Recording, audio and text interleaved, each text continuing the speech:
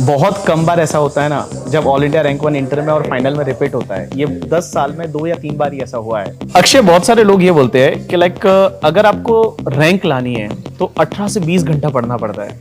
ठीक है, तुम कितने घंटे, ईमानदारी से बता दो कितने घंटे पढ़ते थे करके। ठीक है,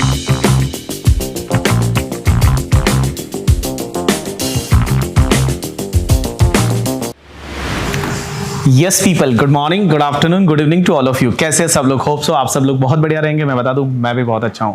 तो जैसा कि आपको पता है, आज मई 2023 का रिजल्ट आया और इस रिजल्ट में ऑल इंडिया रैंक वन जिसकी आई है, आपको जैसा कि कल ही मैंने आपको बता दिया कि ऑल इंडिया रैंक वन किसकी आने वाली है, अक्षय जैन। तो मेरे साथ है अक्षय।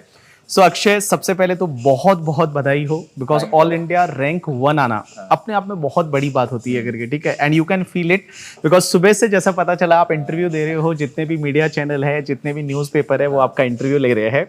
तो पहले तो ये बताओ, कैसे पता चला कि पास हो गए और ऑल इंडिया रैंक वन आई है? 10:35 जितना कुछ रिजल्ट आया था, तो 10:30 I had a call from Aniket talati sir के अक्षय बोल रहे, तो मैंने बोला हाँ। तो मतलब पहले ही एक तो अननोन नंबर देख के बीटिंग फास्ट, तो फिर उन्होंने कहा कि कांग्रेचुलेशंस अक्षय, आपका ऑल इंडिया रैंक बना है। तो I said my thanks and then फिर घर पे बताया। फिर एवरीबडी जो भी काम कर रहे थे सब छोड़ के आ गए। मेरा भाई ऊपर वाले फ्लोर पे था, वो भाग के नीचे आ गया। Right, so what was the reaction of your parents? Obviously they were very proud and very happy. Right, like मैं बताऊं अक्षय, कल मैं इंस्टा लाइव पे गया था और इंस्टा लाइव पे किसी ने पूछ लिया कि यार ऑल इंडिया रैंक, किसी बच्चे ने बोला कि sir all India rank one मेरी आने वाली है। ठीक है, तो मैंने उसको बोल दिया उस टाइम पे कि नहीं, इस बार all India rank one Akshay की आएगी। क्योंकि लाइक जैसे तुमसे बात होती थी, तुम जब डाउट भी पूछते थे, और मुझे याद है जब आपका कॉस्टिंग का पेपर था, SCMP के पेपर के बाद अपनी जब बात हुई थी, तब लाइक मेरे को लग गया था कि नहीं, आने ही वाली है। सो लाइक सबसे पहली चीज तो ये, बहुत सारे बच्चों के ये डाउट रहते हैं कि लास्ट के 4 मंथ एंड 4.5 मंथ को कैसे आपने यूटिलाइज किया, कैसे आपने पढ़ाई की?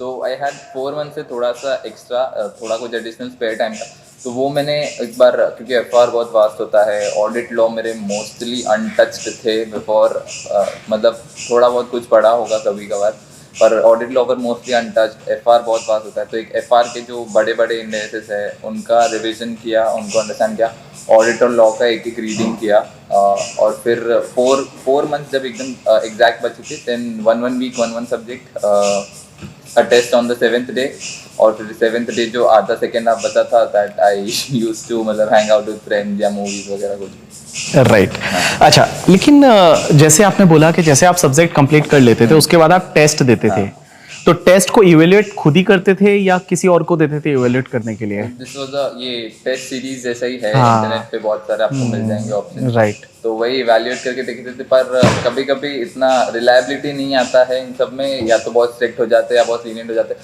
तो एक बार खुद से भी वापस करके देखना पड़ता है, मतलब प्रतिशत से कंपेयर कर लो। बट जो टेस्ट आप देते थे वो पूरा फ्रेमिंग 3 घंटे का लेके 3 घंटे में देते थे? एकदम 3 घंटा लेके बैठ के, पर मतलब थोड़ा कभी ऐसे आलस आ जाता है कि you do it in rough, because finance में ठीक है, प्रॉपर हैंड राइटिंग वगैरह चाहिए, राइट, थोड़ा कभी रफ में वगैरह कर लिया, पर final answer and your steps in working should match, that is important. True. ये जो लास्ट के टेस्ट आपका जल्दी खत्म हो जाए, that is alright, but let हो रहा है तो that is a problem. True. अच्छा, लेकिन जैसे आपने बोला 4.5 मंथ आपने सेल्फ स्टडी किया, आपने उससे पहले आर्टिकलशिप किया, उसके बाद आप इंडस्ट्रियल ट्रेनिंग में थे, तो आप आर्टिकलशिप, इंडस्ट्रियल ट्रेनिंग, उसके साथ में कितना पढ़ाई किया और लास्ट के 4 मंथ में उसका कितना बेनिफिट मिला, वो आप थोड़ा इनके साथ में शेयर करना चाहेंगे?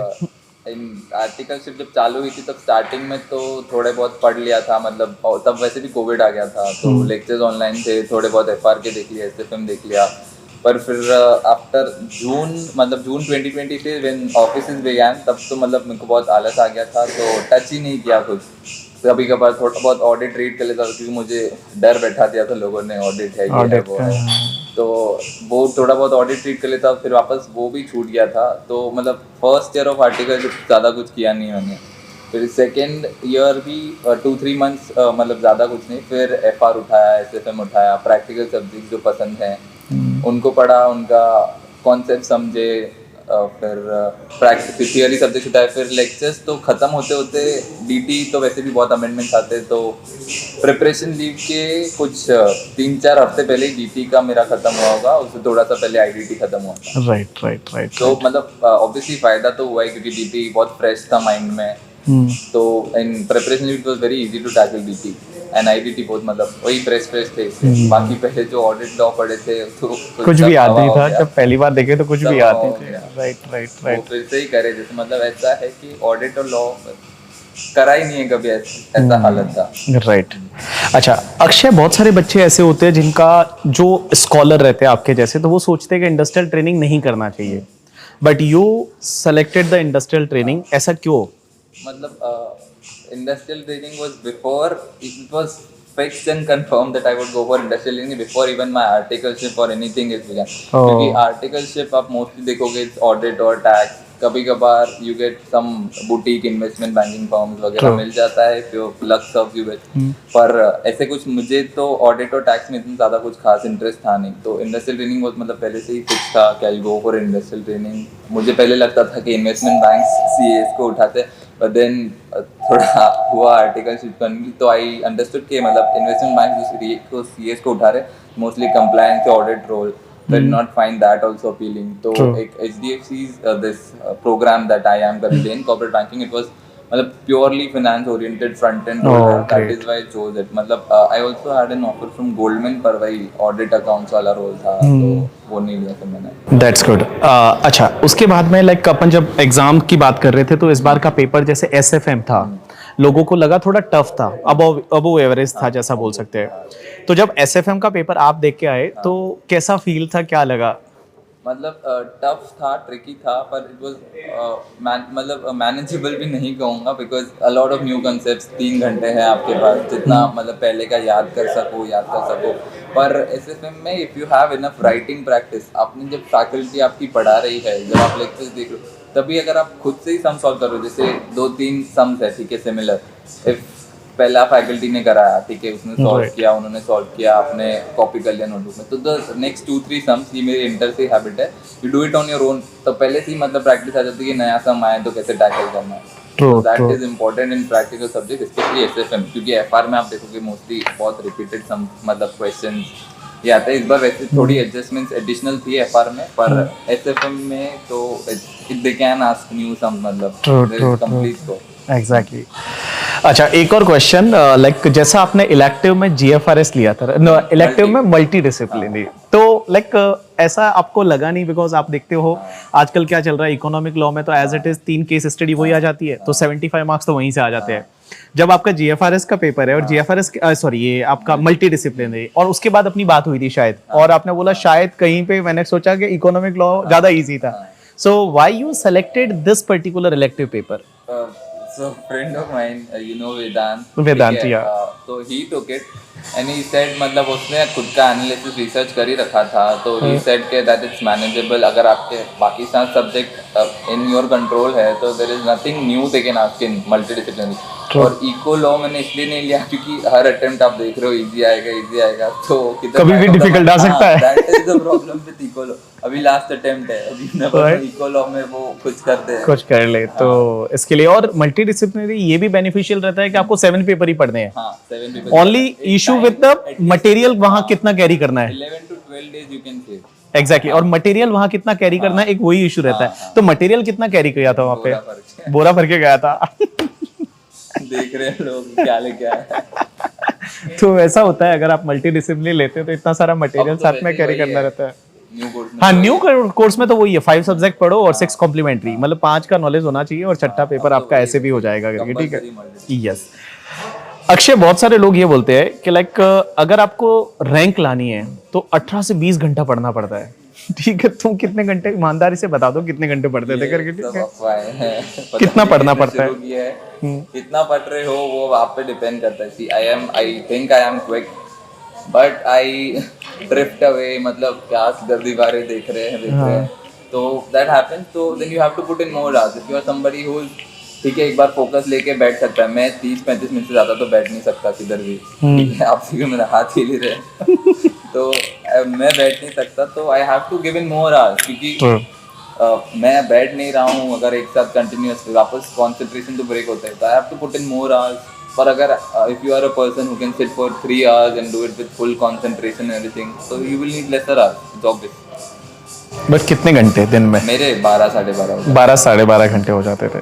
अच्छा, एक है ना आजकल बहुत सारे बच्चों के साथ क्या है ना, सोशल मीडिया में आजकल जैसे इंस्टाग्राम है या फिर जहाँ रील्स आती है, रील्स शॉर्ट्स, वहां पे एक के बाद दूसरा दूसरा तीसरा एडिक्टिव, बड़ा एडिक्टिव है लोग, ठीक है, लोग उससे बाहर ही नहीं निकल पाते।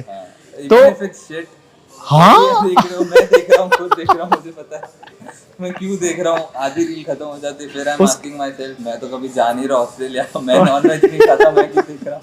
हाँ, वो तो बड़ा फैसिनेटिंग लगता है ना फिश वगैरह देख रहे हो, ठीक, कुछ भी देख रहे हैं। सो मैं ये बोल रहा हूँ कि like how you manage social media. Instagram was on up until like 1.5 months before the exam, फिर मुझे रियलाइज हो गया कि बहुत ज़्यादा हो रहा है थोड़ा सा, तो तब बंद किया था इंस्टाग्राम भी। फिर तब तक तो चालू ही था, मतलब you have to be obviously be discipline. आप घड़ी की तरफ ही, मतलब top right corner of your phone कि आपने कब फोन उठाया है, कब वापस रख रहे हो, तो दैट इंस्टाग्राम तो मैं स्क्रॉल करता था in my breaks up until 1.5 months before the exam. So you have to be discipline, मतलब आंखें उधर घड़ी पे होनी चाहिए कॉर्नर पे, कब फोन उठाया कब वापस रख रहे हो, you have to get back to your study.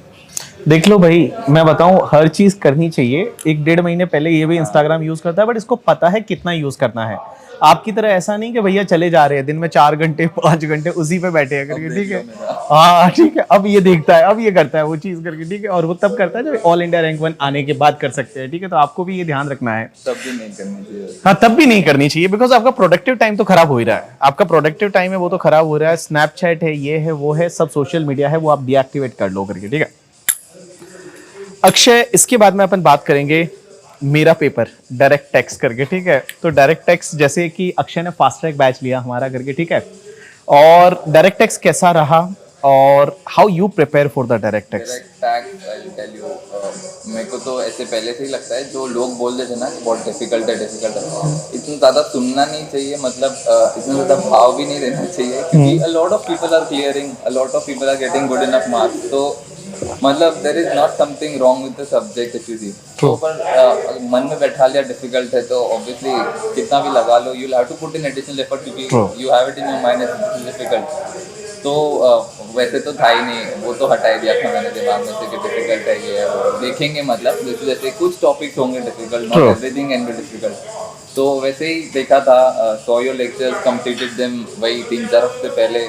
फिर मैंने तो डिटेल्ड प्रोविजंस देखे भी नहीं है, थे भी नहीं, only compact, just compact 600-700 page है जो, हाँ, और इस बार हमने थोड़े कम भी किए हैं pages in the new batches, case laws examples है, वो है। लेकिन इसके लिए एक फायदा हो गया था, क्या पता है तुमको, कि इसके लिए वो मल्टी डिसिप्लिनरी था ना, उसमें पढ़ना नहीं था, तो वो वाला टाइम इसने यूज कर लिया किसमें, डायरेक्ट टैक्स में। सो ऑडिट में गया, राइट, दैट्स गुड। सो अक्षय, जैसा कि ऑल इंडिया रैंक 1 आया, इंटरमीडिएट फाइनल, बहुत कम बार ऐसा होता है ना जब ऑल इंडिया रैंक 1 इंटर में और फाइनल में रिपीट होता है, ये 10 साल में 2 या 3 बार ही ऐसा हुआ है।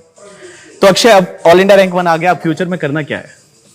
7 to 10 days I'll evaluate, मतलब whatever opportunities doors open up, preference is consulting। Okay, so consulting में ही क्यों? कंसल्टिंग में बिकॉज यू कैन, एक तो पहले से आर्टिकलशिप में भी आई ऑल्सो लाइक, मतलब ये ऑडिट वगैरह तो ठीक है, मतलब इफ देयर समथिंग न्यू या कुछ नया एक्सेल प्रॉब्लम है तो establish a process and then move on, so that is what I have liked in my articleship days also, in my industrial training days also। So consultancy is basically that you solve a process, you solve a problem, you establish a process and then move on, you give it to other people to handle, so you get to handle newer problems every day, that is that, right. So best of luck for that your future. अच्छा, एक और चीज़ मुझे बताओ, ये बच्चे जो है अभी नवंबर में अपीयर कर रहे हैं, मई 2024 में, ऐसी कोई चीज़ जो लाइफ में, के यार कोई ऐसे रूल्स है जिसमें कि शॉर्ट अगर आपने ये कर लिया तो आप ये बन जाओगे, what you like to suggest them? okay, there's one basic thing that's common in everybody that's at the top or successful और जो भी आपको एडवर्ब लगाना, that is the discipline, ठीक है। वो लोग जो चीज़ कर रहे हैं वो रोज कर रहे हैं, they've been doing it for months, years, in some cases years, obviously in a lot of cases True. they've been doing it for a lot of years. बहुत cumulative experience, knowledge gain हो जाता है. तो consistency and dedication तो discipline is very important. What you do it every day. It builds up. मतलब regularly, consistently, धीरे gradually builds up. Then obviously you'll come out on top. So consistency and dedication, discipline is important. Right Akshay many time लेकिन क्या होता है ना कि आप consistent रहने की कोशिश करते हैं बट कुछ दिन अच्छे नहीं जाते, आप डीमोटिवेट हो जाते हैं, कोई चीज़ें आपको डिस्टर्ब कर जाती है। तो आपके साथ भी ऐसा कभी हुआ कि यार ये चीज़ सही नहीं है या ये चीज़ें मुझे डिस्टर्ब कर रही है, ऐसा कभी हुआ आपके साथ? But again, मतलब a problem arises, you solve it, you establish a process कि this does not happen again. तो that is what I call it daily life. मतलब अगर कोई प्रॉब्लम आ रही है, एक बार आई ठीक है, you can feel it, adjust to it and move on. But अगर कोई चीज़ 2-3 बार हो रही है, तो you have to solve it at the core. You have to establish a process कि कभी वापस ना हो. अगर क्यों हो रहा है, तो you find it out. मतलब you establish a process कि ये चीज़ ना हो. तो that is how I deal with it. अच्छा, एक और चीज़ लाइफ में ऐसी कुछ हॉबीज़ वगैरह है? क्योंकि बहुत सारे बच्चों को ये लगता है कि लाइक जो पढ़ने वाले होते हैं ना बच्चे, वो सिर्फ पढ़ाकू रहते हैं और कुछ भी नहीं करते। एक और चीज़, अक्षय इज फ्रॉम अहमदाबाद के मैं बताऊँ ना, लास्ट के 2 साल से जितने भी रैंकर आ रहे हैं तो उनके मैं इंटरव्यू कर रहा हूँ। वेदांत का किया last time, he was air 4, उसके बाद दिवेश का किया। सो ऑल आर हैपनिंग गाय। हाँ, मतलब ऐसा नहीं है कि भाई ऐसा लगे कि नहीं यार ये बहुत पढ़ने वाले ही रहेंगे, इतने हैपनिंग लोग हैं आज भी मेरे से जुड़े हुए हैं। So just tell me about your hobbies, आप क्या करते थे और अपने आप को कैसे रिफ्रेश करते थे फिर? Like to crack a lot of jokes, ठीक है। I had a Quora page, उस पे भी there was a lot of अरे एक और चीज, हाँ किसी ने आज कमेंट किया है कि आप एक बार पूछ के आइए अक्षय से कि आप कोरा पे वापस लिखना कब चालू करेंगे। एग्जैक्टली मेरे को समझ में नहीं आया वो, अभी मुझे समझ में आ रहा है, या बताओ क्या हुआ? Writers block at the moment, कुछ नए आइडियाज नहीं आ रहे हैं। वैसे ही ह्यूमर मेरा कम लोगों को समझता है, जितनों को समझता है they appreciate it really well. तो there is a huge writer's block, I have no new ideas, like cracking jokes in daily life. आप मेरे कलीग से पूछो, मेरे फ्रेंड से पूछो, so that is what I like. Right.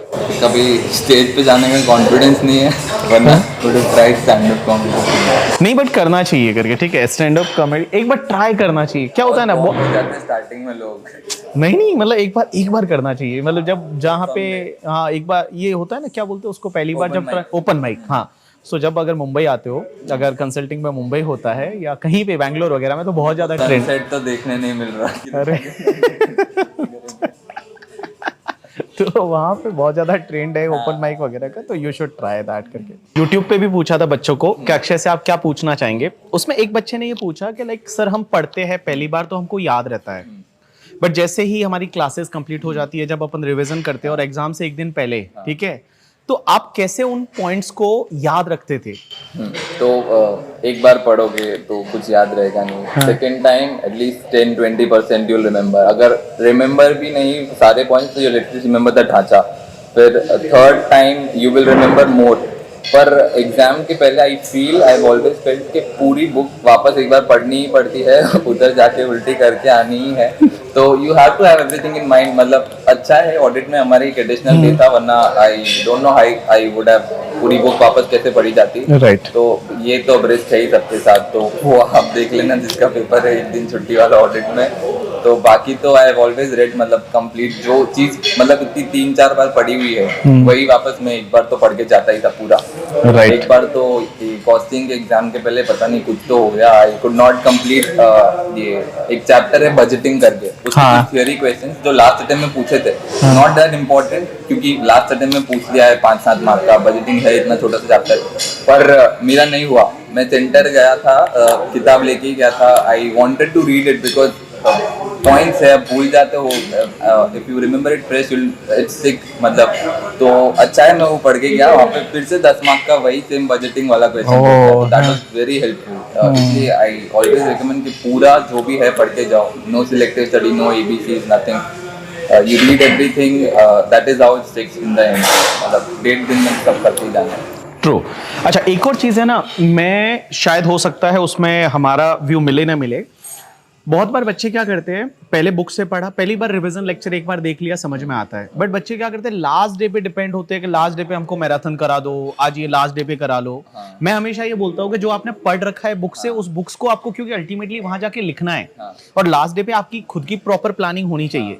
तो आप भी क्या लास्ट डे पे कुछ ऐसा मैराथन वगैरह देखते थे क्या? मैराथन नहीं, मुझसे तो डाइजेस्ट नहीं होता क्योंकि I have more confidence on myself then everybody else, that is obvious. तो मैं तो आई डिड नॉट, मतलब I don't even trust this marathon, मतलब कुछ स्किप कर दो तो मुझे क्या पता यार। तो सीधी सी बात है। मेरी जो बुक है, जो मैंने मार्किंग्स करी है, जो मैंने 3 बार चीज देखी हुई है, मुझे पता है कहाँ है क्या है चीजें। तो आई ऑलवेज प्रेफर कि जो बुक है मेरी, जिसमें मैंने नोट्स बनाए हैं कुछ जो भी है, तो वही मैं देखता था, मतलब वीडियोस, लेक्चर्स, ये सब। तो अब मतलब आपको क्वेश्चंस इंपॉर्टेंट चाहिए तो वो obviously your faculty would have marked it, मतलब पहले भी करा रखा होगा। इसमें थोड़ी तुम वही क्वेश्चन कर लोगे, तुम लग रहा है 1-1.5 दिन में वो हो जाएगा वापस, नहीं हो सकता वो। तो मैं तो वही बोलता हूँ कि आप लोग जो रिवीजन लेक्चर वगैरह हम भी अपलोड करते हैं, मैराथन हम भी अपलोड करते हैं, आप पहले एक बार पहली बार कॉन्सेप्ट को रिवाइज करने के लिए आप देख सकते हो, बट लास्ट डे तक उस पर डिपेंड मत हो, आप बुक पे शिफ्ट हो जाइए और आप अपनी प्लानिंग के हिसाब से बुक्स, क्योंकि हो सकता है मेरे लिए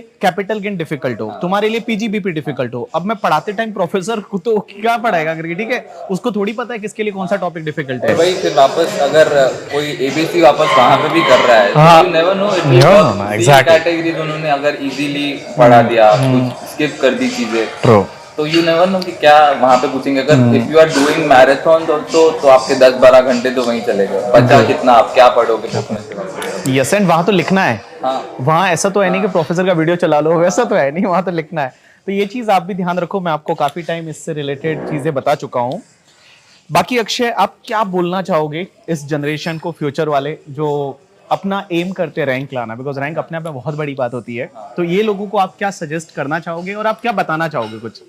अगेन कंसिस्टेंसी की, ठीक है, ये करना ही है with your discipline, you have to bring it in. जो भी प्रॉब्लम्स आ रही है, resolve it at root, form a process, it does not happen again, that is very important. Next is this exam perspective, test are also very important. Writing practice चाहिए, 2-3 बार लिखो mocks, you will understand where you are falling short, क्योंकि mocks लिखते तब अपन को पता चलता है।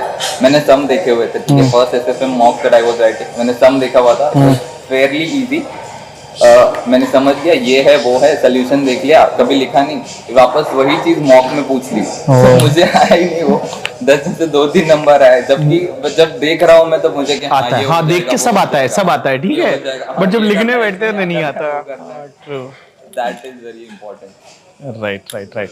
एंड लाइक बहुत बार क्या होता है, जैसे बहुत बार बच्चे ये बोलते हैं किसी के पास ज्यादा प्रिविलेज है, फैसिलिटीज है, किसी के पास नहीं है, सो हाउ यू लाइक सी। हाँ, दैट इज ऑल्सो वेरी की इशू। अब अभी आ गया रिजल्ट, अब इन कपल ऑफ डेज जिन्होंने अभी एक बार एग्जाम लिखी है, मैंने भी ये हरकत की थी पहले इंटर में, अब मैं शायद नहीं रिपीट करूंगा, पर they start acting like mentors and guides and everything when they given this exam for just once, ठीक है, मतलब इतना तो क्या एक्सपीरियंस आ गया एक बार एग्जाम देके, ठीक है, but then they don't consider the privilege that they carry. I also carry a lot of privilege, I have a stable family background, I have good financial background, everything, I have all the resources available to me.